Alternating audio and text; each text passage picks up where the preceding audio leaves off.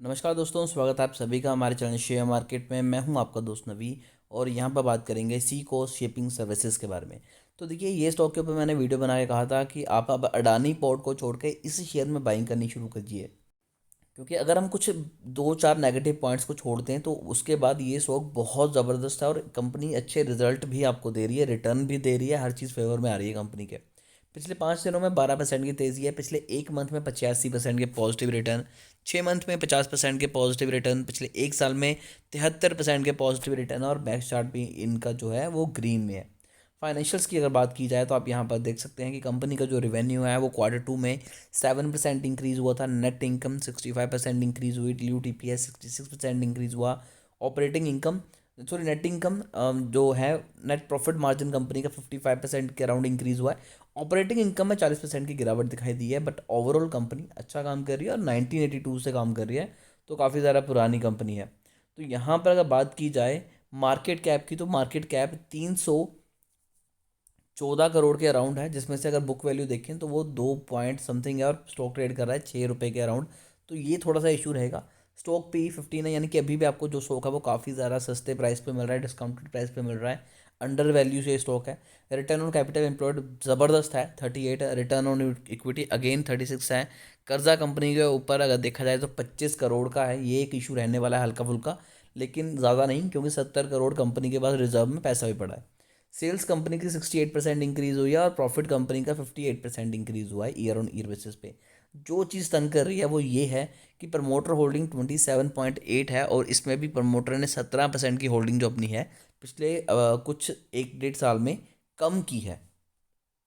जब कंपनी इतना अच्छा काम कर रही है, हर चीज़ फेवर में आ रही है, तो प्रमोटर अपनी होल्डिंग कम क्यों कर रहे हैं, तो ये एक चिंता का विषय है। इसके अलावा जो मेजर न्यूज़ हैं उन पर भी नज़र डालते हैं कि बुरी चीज़ें क्या हैं और अच्छी चीज़ें क्या हैं।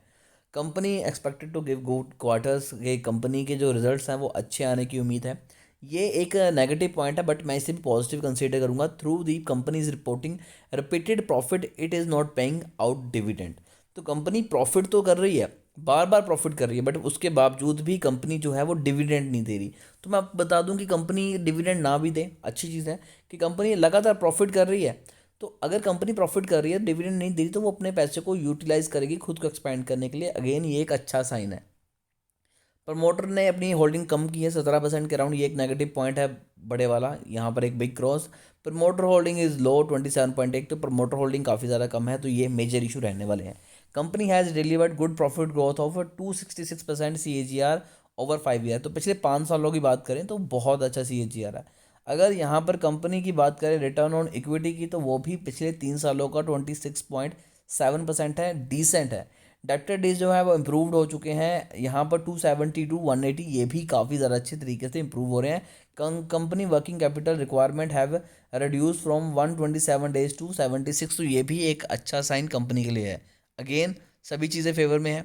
यहाँ पर कंपनी के अगर क्वार्टर्स की बात करें तो कंपनी के हर क्वार्टर में भी सेल्स बढ़ रही हैं, प्रॉफिट बढ़ रहा है, हर चीज़ बढ़ रही है। लेकिन जो थोड़ी सी और चीज़ें तंग करने वाली हैं वो ये हैं कि यहाँ पर प्रमोटर होल्डिंग जो है वो लगातार कम हो रही है, और मार्च 2021 में 57% की प्रमोटर होल्डिंग थी, जो कि अब यहाँ पर बहुत ही ज़्यादा कम हो चुकी है, 0.04।